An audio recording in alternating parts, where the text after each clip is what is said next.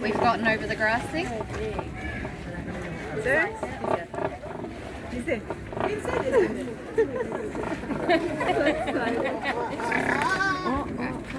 Anyway, obviously we've got our two pelicans here.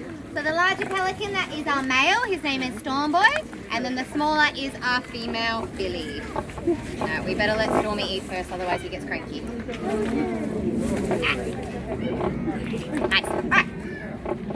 So, obviously I am going to be a little bit biased. I do think pelicans, pelicans are a very cool bird species. They are just about one of Australia's largest flying birds. So these guys... What manners did Cassie teach you yesterday? So snappy! Anyway, they are just about...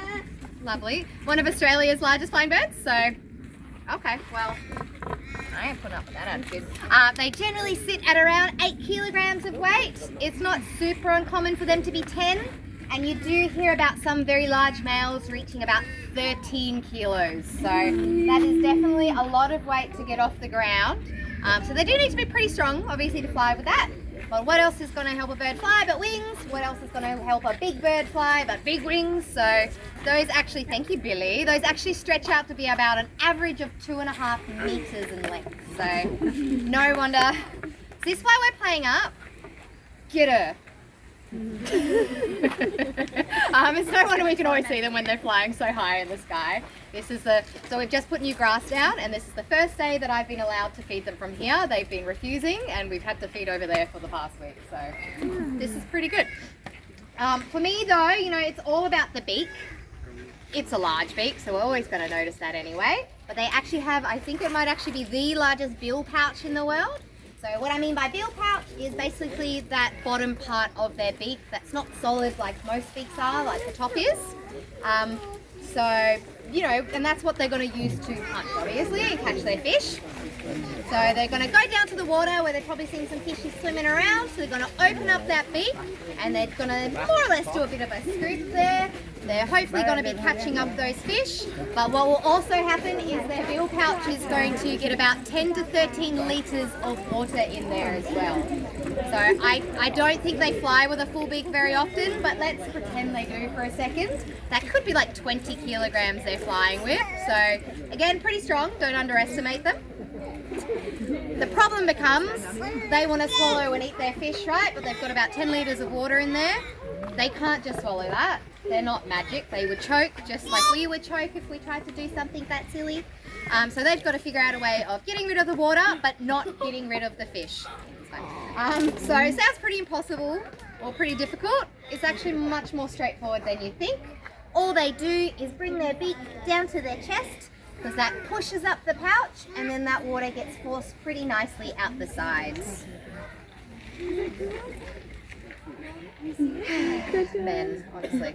Alright, so I'll tell you a little bit about these two, because we've apparently gotten to the silly portion of the talk. So Billy, she's nice and easy. She just came to live with us from another wildlife park. So we already had Stormboy. We wanted a friend, maybe girlfriend for him. So she came in 2020. Not a great year for us, but for an animal coming to a whole new home, kind of worked out fairly well, because obviously we were closed, so she got to settle in really nicely without too much noise and distraction. So, you know, we already knew Stormboy's probably going to drive her crazy, so it's nice and calm for her. That's exactly what she needed. Stormboy though, very different story. So Stormy was wild. He was a wild boy. He actually came here, I want to say, at about 6 months of age. So just keep in mind how young he was when he got here.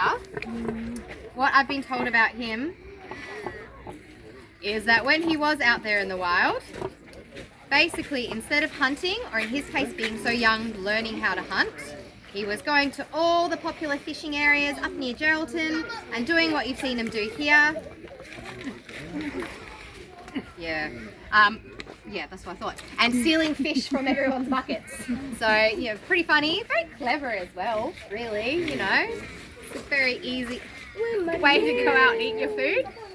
But it was a problem. On one hand, you know, everyone fishing up there, they were not catching fish for some cheeky young pelican to come and steal all the hard work, right? They were catching fish maybe for their own dinner or for work, who knows. So he did become known as the local pest. It's not quite enough, you know, being annoying is not quite enough for you to get sent to a wildlife park to live though. So basically what they realised over time was that it's not just that he's stealing all these fish. Oh my God. He'd actually become essentially dependent on us, on humans. You know, he wasn't going out there and learning how to find his own food the way he should have been doing. He didn't know what he was doing was wrong, you know, he found a really easy way to grab some tucker, and so he went for it. But because they knew he was dependent, you know, what if one day all the people fishing decided to go 2 hours up the coast to catch fish there because it was so much better that week? How would Stormboy feed himself that day? You know, he probably wouldn't have at all. He'd be way too confused. So when they realised he was proper dependent, they knew they had to find a home for him. And so that is how he came here. Driving me crazy ever since, huh? That's disgusting. Lovely. All right, well, I'm going to head out of this enclosure now, but I will try and hang around for a little while. So if you do have any questions, that's the best time to come up and ask. Otherwise, thank you. Otherwise, please enjoy the rest of your day and enjoy your lunch as well. No.